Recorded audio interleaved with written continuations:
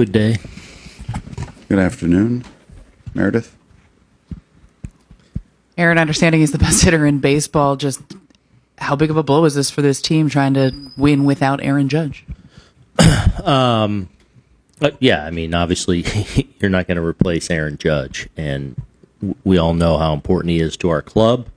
But we're also very confident in our ability to go out there and absolutely have the expectation to continue to win games. You know, we've built this team, you know, in the last couple of years trying to sure different things up.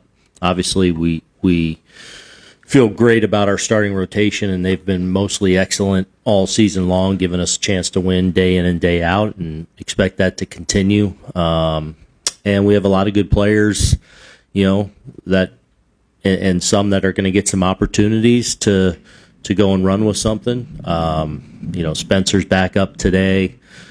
Jason Dominguez starts his rehab assignment today, and he was playing really well for us when he went down. So I feel great about our club. You know, there's no getting around missing Aaron, of course, but hopefully this is something that over the long haul puts us in a better position because we get to find out about more people and more guys have an opportunity to maybe carve out a role and all with the expectation that we're going to get our captain back later in the year too. So, you know, we're walking out on that field tonight, just like yesterday, expecting to win a ball game. Aaron, it had been kind of a long process to get a diagnosis for the rib fracture. Mm-hmm. Were you expecting a 4 to 6 week without him? What had you been told prior? I was.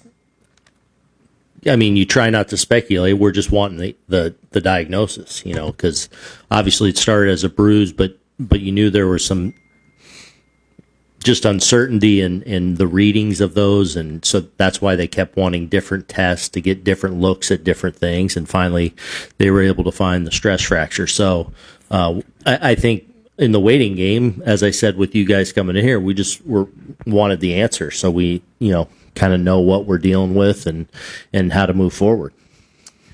Said 4 to 6 weeks, he'll get re-imaged. You expect him back this season, but is there a scenario where he does not make it back this season? Well, none of us are guaranteed tomorrow, so there's always a scenario. The expectation is that he will be and that this will heal, and then we'll go from there. Right here, smorgasbord of first row. So what are you expecting as far as getting him back? That I don't know. What more specific? What do you mean? What month? Oh, I don't know.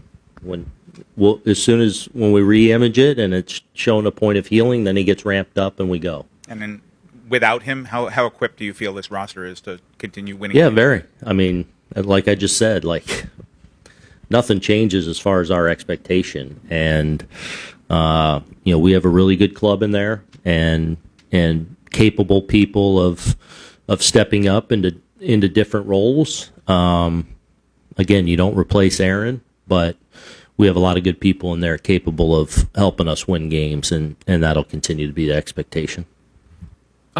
Aaron said that he believes that he injured himself in late April in Houston. From your understanding of this injury, did him playing through this ultimately make it worse? Tough to say. I mean, I noticed it getting worse by Sacramento. I noticed it. And that's when I kind of first said something to him and kind of got him out of the game. So it's tough to say if it was something that worsened over the weeks. I think there was that couple week stretch leading up to the other day where I think it was affecting him a little bit. Did you originally know that he was injured before Sacramento? No. So I mean, I knew he was getting treatment. I mean, he's always Judgy doesn't come out much. So, and as I've talked to you guys, he's gotten so good over the years at playing through minor things. So guys are dealing with things all the time that, you know, didn't rise to the level of where I noticed something in Sacramento where I said something to him where I felt like at that point it was affecting him. I know in those couple games. Just a point of clarity with him. He said he got hurt, he thinks, diving in Houston on April 27th, but I think you guys were in Arlington at that point. Just, do you know if it was the 26th or the 27th? No, I never knew a specific, and even when I've talked to him, he wasn't sure specific. We've gone back and looked at, could it have been this? Could it have been that? So, no, I'm not sure. Dan and John. He talks about running through walls and doing all these things to help the team win. Mm-hmm. Obviously, he's injured himself a couple of times, potentially doing that. How do you help him manage that when he's out there? Well, I think it's important to note or say that I think that is one of the things over the last few years he's gotten good at. You can't take all risk away when you walk out on the field and you're the caliber player Aaron Judge is, especially on both sides of the ball. That said, maybe people haven't even noticed, but over the last few years, he has picked his spots and not done some things that maybe he would have done earlier in his career. And maybe moving forward, you continue to make those adjustments. The bottom line is he's been incredibly durable the last several seasons, and part of that is the way he's played. But again, guys get hurt playing Major League Baseball. Like you can't mitigate all risk. And knowing that him saying he could tell that it was a similar area that he was feeling the discomfort as the 2019 injury, was there any thought that maybe we need to take a look at this, that it's not just treatment of some other injury? Is there a way to go back and look at what you guys thought it might be? No, not until Sacramento. Okay. Then there became, let's go see what we got. John. Since doctors are going to look at it again in 4 to 6 weeks, could we infer from that it's possible he could be back playing in shortly after that, sometime 6 to 7 or 8 weeks? Is that best case? It's possible, sure. You can infer whatever you want. Once it heals and he ramps up, here we go. Okay. We haven't intentionally haven't put a timeline on it because the bone will heal when it's ready, and then at that point we're a go. So, and then he'll need some ramp up because obviously there's some downtime and not wanting to stress that thing out. So, but I'm not going to speculate here on day one of the diagnosis, like what day he's going to be back, other than we do expect him back. Okay, and it's at least 4 to 6 weeks. That's all we know. Okay. Meredith and Eric. Aaron, you have Spencer Jones here. What's the plan with him just moving forward? Yeah, in there tonight.